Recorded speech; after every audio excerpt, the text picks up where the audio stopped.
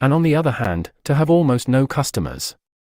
He led a ghost-like existence between the tiny, dark shop and an even tinier back kitchen where he prepared his meals and which contained, among other things, an unbelievably ancient gramophone with an enormous horn. He seemed glad of the opportunity to talk. Wandering about among his worthless stock, with his long nose and thick spectacles and his bowed shoulders in the velvet jacket, he had always vaguely the air of being a collector rather than a tradesman. With a sort of faded enthusiasm, he would finger this scrap of rubbish or that, a china bottle stopper, the painted lid of a broken snuff-box, a pinchbeck locket containing a strand of some long-dead baby's hair, never asking that Winston should buy it, merely that he should admire it. To talk to him was like listening to the tinkling of a worn-out musical box.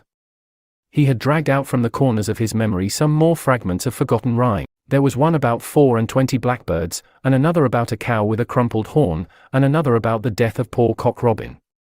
"It just occurred to me you might be interested," he would say with a deprecating little laugh whenever he produced a new fragment. But he could never recall more than a few lines of any one rhyme. Both of them knew, in a way, it was never out of their minds that what was now happening could not last long. There were times when the fact of impending death seemed as palpable as the bed they lay on, and they would cling together with a sort of despairing sensuality, like a damned soul grasping at his last morsel of pleasure when the clock is within 5 minutes of striking. But there were also times when they had the illusion not only of safety but of permanence. So long as they were actually in this room, they both felt, no harm could come to them. Getting there was difficult and dangerous, but the room itself was sanctuary. It was as when Winston had gazed into the heart of the paperweight, with the feeling that it would be possible to get inside that glassy world, and that once inside it time could be arrested. Often, they gave themselves up to daydreams of escape. Their luck would hold indefinitely, and they would carry on their intrigue, just like this, for the remainder of their natural lives.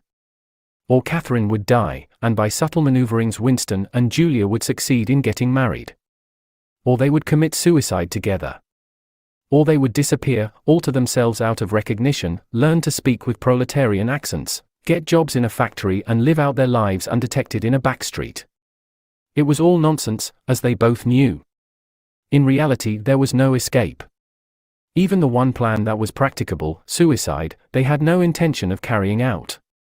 To hang on from day to day and from week to week, spinning out a present that had no future, seemed an unconquerable instinct. Just as one's lungs will always draw the next breath so long as there is air available. Sometimes, too, they talked of engaging in active rebellion against the party, but with no notion of how to take the first step. Even if the fabulous brotherhood was a reality, there still remained the difficulty of finding one's way into it.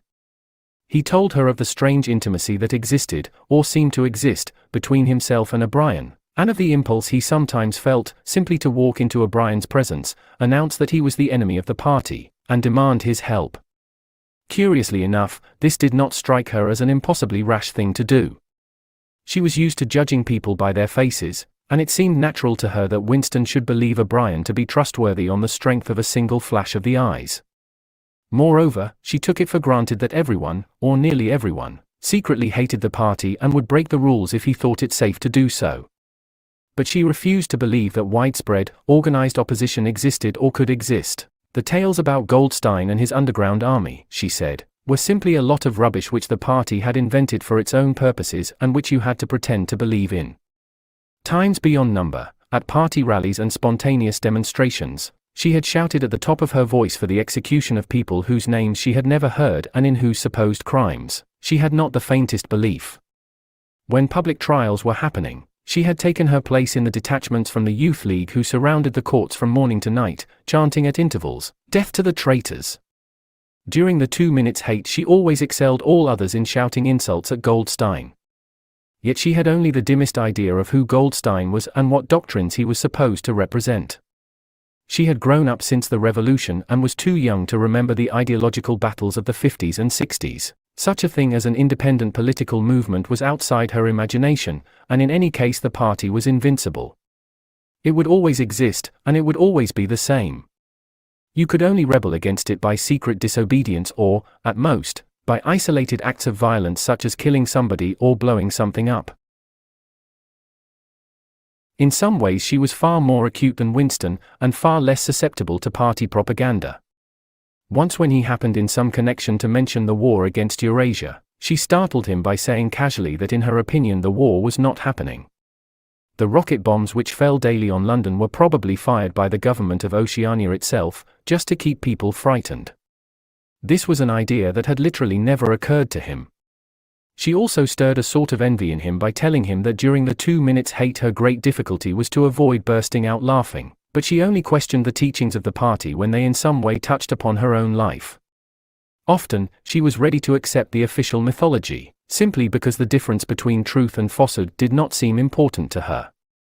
She believed, for instance, having learnt it at school, that the party had invented aeroplanes. In his own school days, Winston remembered, in the late 50s, it was only the helicopter that the party claimed to have invented. A dozen years later, when Julia was at school, it was already claiming the aeroplane, one generation more, and it would be claiming the steam engine. And when he told her that aeroplanes had been in existence before he was born and long before the revolution, the fact struck her as totally uninteresting. After all, what did it matter who had invented aeroplanes? It was rather more of a shock to him when he discovered from some chance remark that she did not remember that Oceania, for years ago, had been at war with East Asia and at peace with Eurasia. It was true that she regarded the whole war as a sham, but apparently she had not even noticed that the name of the enemy had changed. "I thought we'd always been at war with Eurasia," she said vaguely. It frightened him a little. The invention of aeroplanes dated from long before her birth, but the switchover in the war had happened only 4 years ago, well after she was grown up. He argued with her about it for perhaps a quarter of an hour.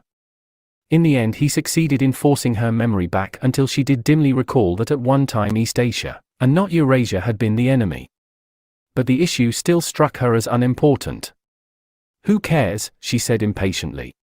"It's always one bloody war after another, and one knows the news is all lies anyway." Sometimes he talked to her of the records department and the impudent forgeries that he committed there. Such things did not appear to horrify her. She did not feel the abyss opening beneath her feet at the thought of lies becoming truths.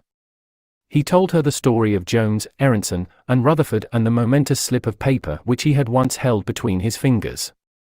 It did not make much impression on her.